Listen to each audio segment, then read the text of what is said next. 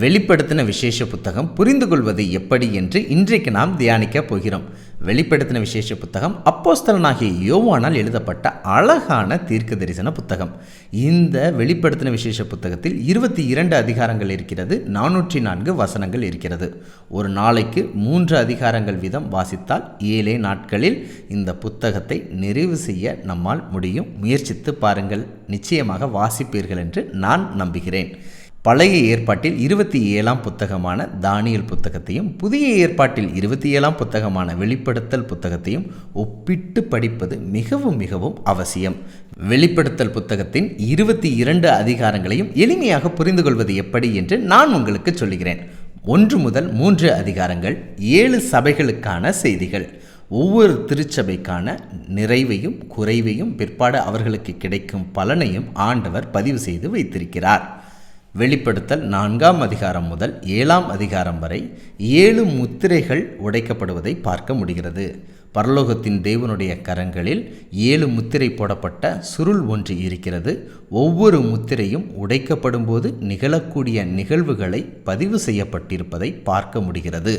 8ஆம் அதிகாரம் முதல் 11ஆம் அதிகாரம் வரைக்கும் 7 எக்காலங்கள் பற்றின செய்திகள் பதிவு செய்யப்பட்டிருப்பதை பார்க்க முடிகிறது. ஒவ்வொரு எக்காலம் ஊதும் போதும் தேவனுடைய நியாய தீர்ப்பாக நிகழக்கூடிய நிகழ்வுகளை நம்மால் தெளிவாக புரிந்து கொள்ள முடியும். இப்படியாக 1 முதல் 11 அதிகாரங்கள் 7 சபைகள், 7 முத்திரைகள், 7 எக்காலங்களால் நிறைந்து இருக்கிறது. பிற்பாடு உள்ள 11 அதிகாரங்களை நாம் புரிந்து கொள்ளலாம். வெளிப்படுத்தல் 12ஆம் அதிகாரம் முதல் 14ஆம் அதிகாரம் வரைக்கும் ஸ்திரீயாகிய திருச்சபைக்கும், அதாவது இந்த உலகத்தில் தேவனுக்கு உண்மையாக வாழக்கூடிய விசுவாசிகளுக்கும், மிருகத்தனமாக இருக்கக்கூடிய இந்த உலகத்தை ஆளக்கூடிய தீமையான சில ராஜாக்களுக்கும் இடையே ஒரு மாபெரும் ஆன்மீக யுத்தம் நடக்கிறது. அந்த யுத்தத்தில் இயேசுவை விசுவாசித்து அவருடைய வார்த்தையை பின்பற்றக்கூடிய உத்தமர்கள் ஜெயம் கொள்ளுகிறார்கள் என்ற பதிவு செய்யப்பட்டு இருப்பதை பார்க்க முடிகிறது.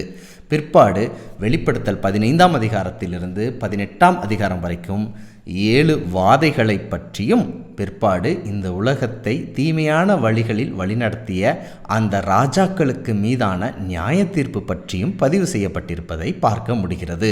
வெளிப்படுத்தல் 19ஆம் அதிகாரம் 20ஆம் அதிகாரம் 1000 வருட அரசாட்சியை பற்றியும், வெளிப்படுத்தல் 21ஆம் அதிகாரம் மற்றும் 22ஆம் அதிகாரங்கள் புதிய எருசலேமை பற்றின சுவாரஸ்யமான தகவலும் பதிவு செய்யப்பட்டிருப்பதை பார்க்க முடிகிறது.